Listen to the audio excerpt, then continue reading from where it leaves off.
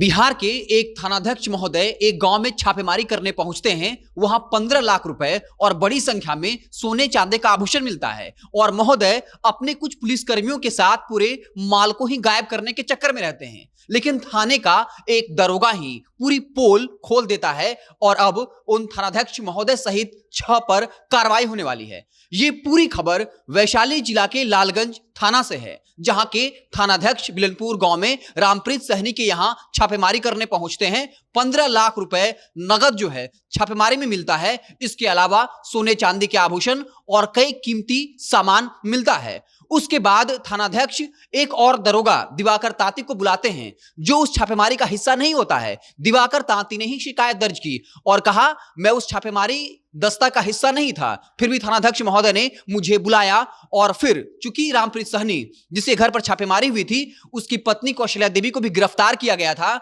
और कहा कि कौशल्या देवी को लेकर थाने चले जाओ। लेकिन जब उसी दरोगा दिवाकर तांती ने कहा कि जो भी सामान आपने बरामद किया है, चाहे वो कैश हो या सोना चांदी का आभूषण, वो हमें दे दीजिए। लेकिन थानाध्यक्ष कहते हैं नहीं, ये थैला हमारे पास रहेगा और फिर बहाना बनाकर जो है वो वहां से कहीं और चले जाते हैं। और इसी की शिकायत दिवाकर तांती करता है। जो दरोगा होता है उसे लगता है कुछ गड़बड़ है। उसके बाद बात बड़े अधिकारी तक पहुंचती है।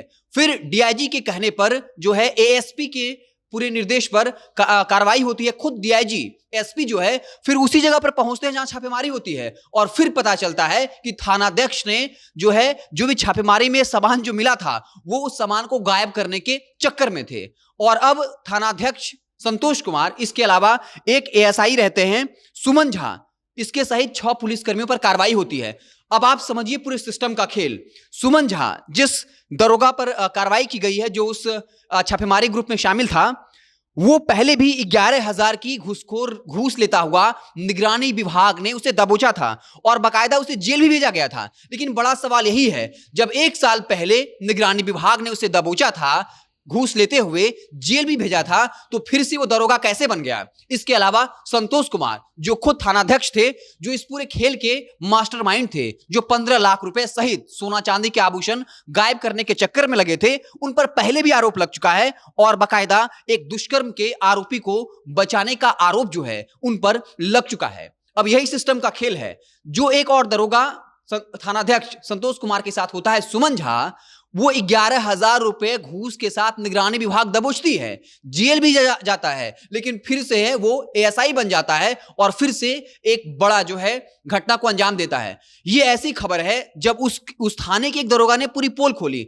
अगर दिवाकर तांती भी इस पूरे मामले में शामिल होता तो क्या आपको लगता है ये बात बाहर आ पाती? और यही स्थिति इस वक्त बिहार के कई थानों में है। ऐसी कुछ खबरें ही हैं जो छटकर हमारे पास आती है और ये सिस्टम की पोल खोलती है। कार्रवाई के नाम पर जो है निगरानी विभाग दबोचती है, जेल भेजती है, फिर से उसी पद पर उसे बहाल कर देती है और फिर वो वही काम करता है। ये पूरी खबर जो है वो वैशाली जिला के लालगंज थाने से है, जहां थानाध्यक्ष जो है अपने एक दरोगा के साथ पहुंचते हैं। 15 लाख कैश मिलता है, सोना चांदी आभूषण मिलता है और महोदय पूरी संपत्ति को ही गायब करने के चक्कर में रहते हैं। आपस में मिल बांटकर खाने के लिए तैयार बैठे होते हैं। लेकिन एक और दरोगा होता है एएसआई दिवाकर तांती, जो शायद इस छापेमारी का दल का हिस्सा नहीं होता है। आप ये भी कह सकते हैं अगर दिवाकर तांती को इसका कुछ हिस्सा मिल जाता तो शायद ये पोल बाहर नहीं खुलती, ये बात सामने नहीं आ पाती। तो ये स्थिति है पूरे बिहार के हर एक थानों की। और आप ये सोच कर डर सकते हैं कि बिहार के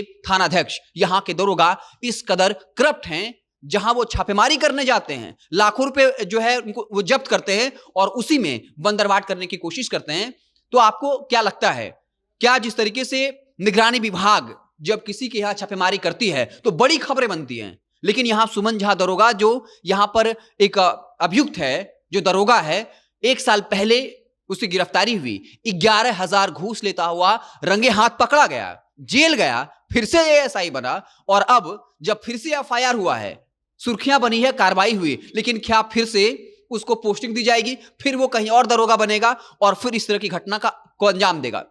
आपको क्या कुछ लगता है?